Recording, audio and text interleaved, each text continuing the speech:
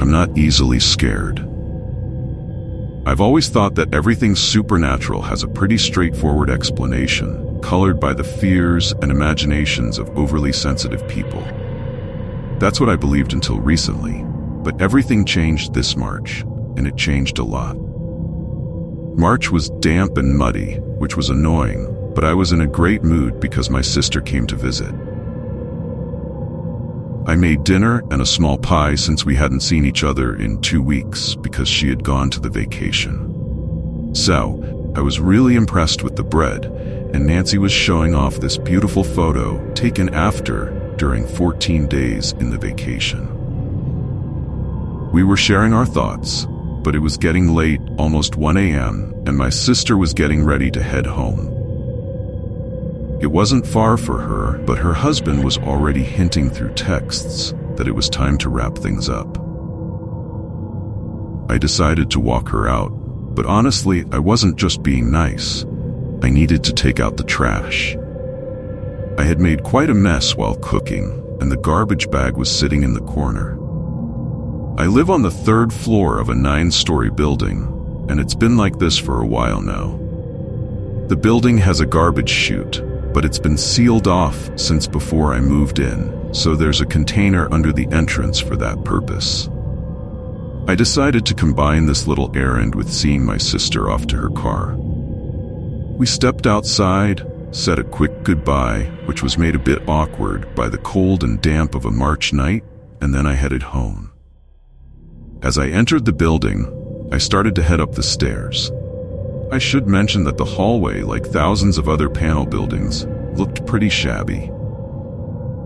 It wasn't dirty, just worn out with dull lighting, which could only be boasted about by a few. Even the staircases weren't lit up, and on the 1st floor, a proud 40-watt bulb flickered. Of course, we weren't blind. It was better than feeling our way around. On the 2nd and 3rd floors, those modest lamps were also on. I shot up to the 2nd floor, skipped the dark flight, and ended up on my familiar landing. Jangling my keys, I walked up to the door, but for some reason, I paused. I often replay that day in my head, all the feelings and thoughts, everything I remember from those minutes, but I still can't figure out what it all meant. In that moment, I was stopped by a complete silence, the same temperature, that humid air. My legs counted those steps 1,000 times, my eyes taking in the scenery. Maybe that's where the problem was.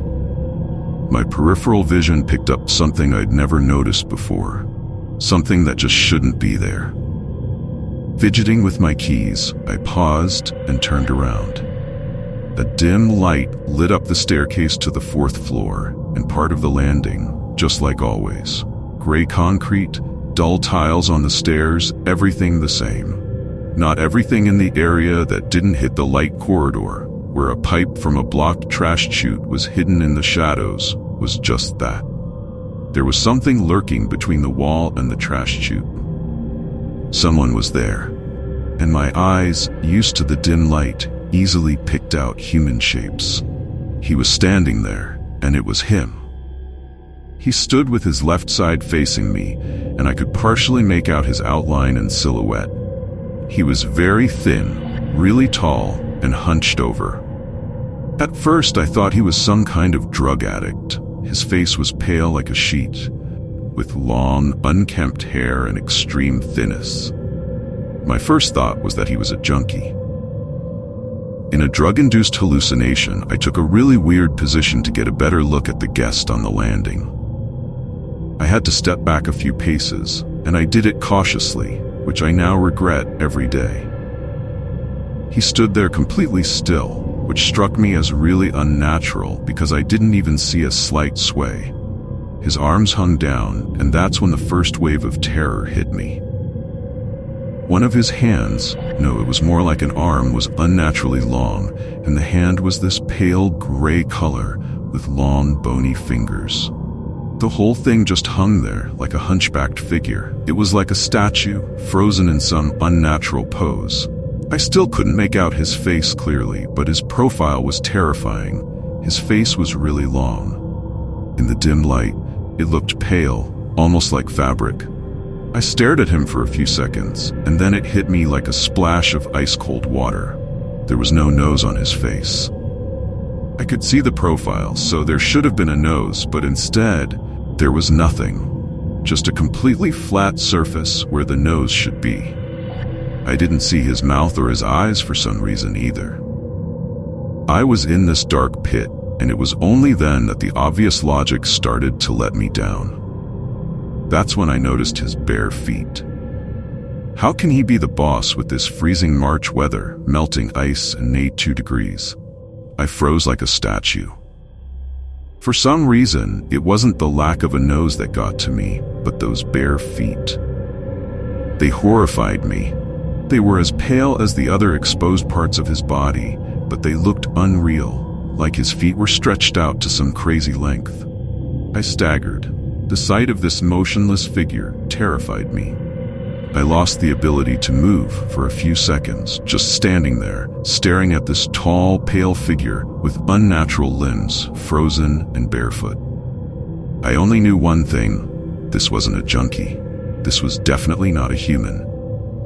At some point, I snapped out of my daze and started to back away towards my door, but I noticed I was already clutching my keys, which were jingling in my hand.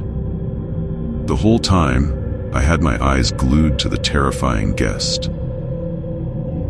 Suddenly, he turned his head sharply towards me, and I could see his whole face, an elongated, colorless visage that didn't even have a nose.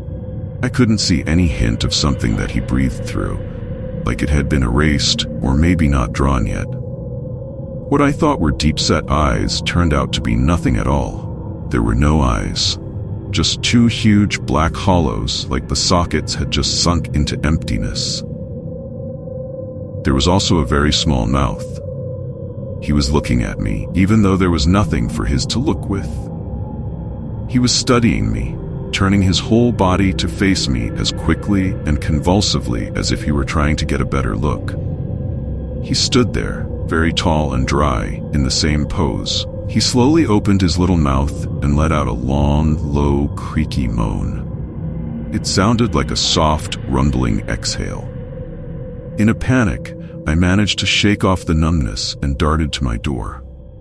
Anyone who's experienced stress knows that in moments like this, time seems to stretch on forever. I felt like I would never find the keyhole or get that door open. I could hear my blood pulsing in my ears and the sound of huge feet slapping loudly against the tile. I gave in and didn't even make it inside. I stumbled into the hallway and locked the door so fast that I hurt my finger. The latch fell to the floor right in the corner of the entryway. I've got a solid door, but somehow I could hear those footsteps getting closer. They were coming for me, and he knew I was there. It was another weird thing about my behavior. Why didn't I rush into the rooms or the kitchen or the bathroom? Instead, I just collapsed in the corner of the hallway and listened to that creepy shuffling sound. He stopped right outside my door, and then there was silence. He was just standing there, and then, slowly and almost silently, he yanked the handle down all the way and then up again, over and over, but with more intensity this time. Within a minute, the handle was clicking non-stop, and the door was banging. I buried my head in my knees, covered my ears with my hands, and screamed. I can't remember exactly what I yelled, but then it stopped, and there was silence for a few seconds. Then came a low hiss. "Let me in." That was all he said, just like that. It was so soft, almost playful, like he was inviting me for a friendly chat. I could feel the hunger in his voice. I remained silent, though, because I couldn't let him know I was still there. Then came a series of knocking, then silence again. The only thing I could hear was my heart pounding and my breathing, how fast I was breathing. And then the knocking began again. This time, it felt as if the whole house shook. Every time it struck the door, it echoed, and then I caught myself worrying about the neighbors. Then came that hissing sound again, only now it sounded more impatient, more threatening. I didn't know what to do, so I tried to hold my breath, hoping that whoever was outside would just give up and leave. I felt like I was going insane. Minutes seemed like hours. After what felt like an eternity, the knocking finally stopped. I just sat there, huddled in the corner. I felt dizzy and nauseous. After some time, I gathered the courage to peek outside, but my door was still intact, and there was nothing in sight. I waited a few more moments before unlocking the door and stepping outside. The hallway was empty. It looked just as it always did. I took a deep breath, trying to calm my racing heart. I had to convince myself that I had imagined everything. Maybe it was just a trick of the light, or I had fallen asleep in the hallway. But there was still an unsettling feeling in my gut.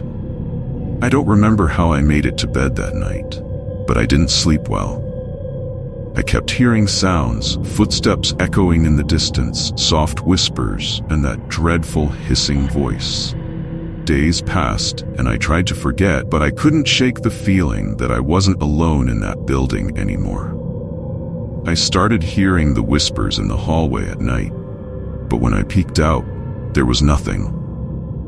One night, I heard the unmistakable sound of the handle rattling again. My heart dropped, and I felt a chill run down my spine. I stayed silent, clutching the covers, praying that whatever it was would leave me alone. After that, I stopped going out after dark. I couldn't risk encountering him again. The building felt different now. Every shadow seemed to be watching me. I avoided the stairs, taking the elevator, even though I was terrified of being trapped with something that could take me by surprise. I became a prisoner in my own home, but I didn't care. I just wanted to feel safe. It wasn't until a week later that I heard the news. Someone had gone missing in our building. They hadn't seen him in days, and the authorities were investigating. I couldn't help but wonder if it had something to do with him. I tried to tell myself it was just a coincidence, but deep down, I knew better. I had encountered something that night, a presence that didn't belong. I was certain that he was still there, waiting for the right moment to strike. As the weeks passed, I became more reclusive, unable to shake the feeling of being watched. I found myself constantly glancing over my shoulder, anticipating his return. To this day, I still hear the whispers in the night, and sometimes I feel the cold presence of someone watching me. I haven't seen him again, but I know he's out there, and I can't help but wonder what would have happened if I had let him in that night.